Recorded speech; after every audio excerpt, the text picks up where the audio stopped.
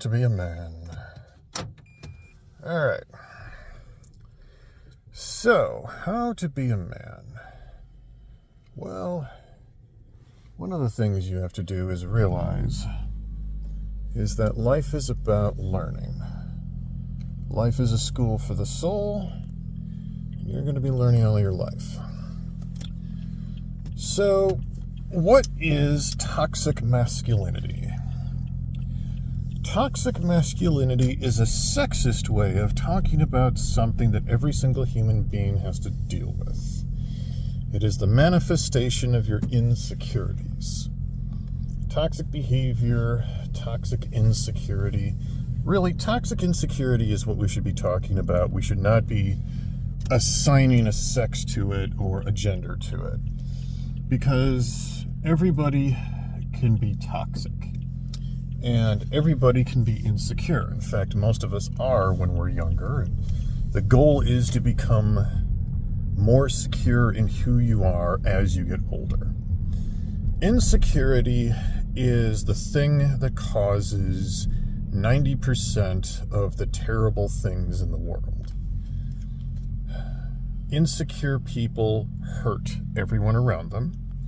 Insecure people are prickly.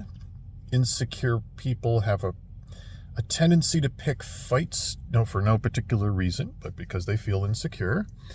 And depending on the type of person you are, sometimes it's a physical fight, sometimes you emotionally abuse the people around you, sometimes you name call, sometimes you gossip and slander and sabotage the people around you because you are feeling insecure and you want to make sure that nobody else gets too high and mighty.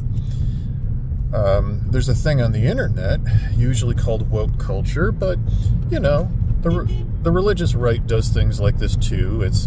You're in a chat room or a forum and you're talking about cats, and all of a sudden somebody comes in and starts telling you that the cats are the devil's creatures, and they start quoting Bible verses to you to try to save your soul. That is insecure behavior. When you're just talking about something and some social justice warrior takes what you're talking about, twists it around, and turns it into something that you really weren't talking about, but they're going to say it is just because it gives them social justice points, that is an insecure person who has decided to lash out at the people around them. Now, maybe it's because they are in a miserable place, and this is a way for them to feel superior to the people around them, and they're feeling really low right now, and they want to make sure that other folks know that they're there, and that they have worth, and that they might know something you don't. Or maybe they're just being a huge jerk, and their insecurity is causing them to lash out. There's a thing I like to call your judgy jerk. Every single person has an inner jerk. The question is, where is it aimed? Oh my god, I'm such a coffee addict. Okay. Where is your judgy jerk aimed? If your judgy jerk is aimed internally, you tend to be very self-critical. I'm no good at this, I'm no good at that, I'm not pretty enough, I'm not smart enough, I'm not articulate enough, I'm such a wretched piece of trash. Now, when your insecurities are aimed inward like this, it's less destructive for the people around you, but it's also something that you got to work on. If your judgy jerk is aimed outward, then you're an asshole and nobody wants you around. Because, well, you're not this and you're not that, and I don't like your pants, and I think your hair looks stupid, and nobody wants that person around. If you're in a church situation, the judgy jerk is the one who's like, well, Alice is living in sin, and she just has to be with that man that's no good. And I understand that, Thelma, she's moved to the other side of the tracks. And then there's George. Well, George was doing so good until he met that girl, and now she's tempted him, and he's off doing these things. Oh, by the way, have you prayed for Alice? You should pray for Alice. I'm praying for Alice. nobody likes this person. And if you're a churchgoer, you know exactly, you're thinking of them right now going, oh yeah, that person. It's usually a woman, but the guys do other things. I mean, let's face it. So yeah, it's, where is your judgy jerk?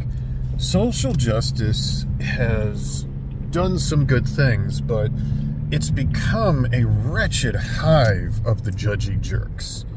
Man, if you're a judgy jerk, there is nothing better than picking up a bunch of social justice and walking around accusing everyone around you of thought crimes. Because it's really easy to do. Nobody's perfect, and life is messy. So if your goal is just to treat people like crap and accuse them of whatever nonsense you think you should be accusing them of, man, if you got one of those critical ideologies, it's become like any organized religion. There's a bunch of rules that nobody is ever going to be able to follow perfectly. And even if you are following them perfectly, you could definitely twist the rules around a little bit to say things they don't actually say, to accuse people of things they're not actually doing. So yeah, that is the judgy jerk. Is it aimed inward or outward? And to what extreme, to what level does your judgy jerk, fly around to do things? The ideal would be try not to be such a judgy jerk. Or try to blunt your judgy jerk's fangs.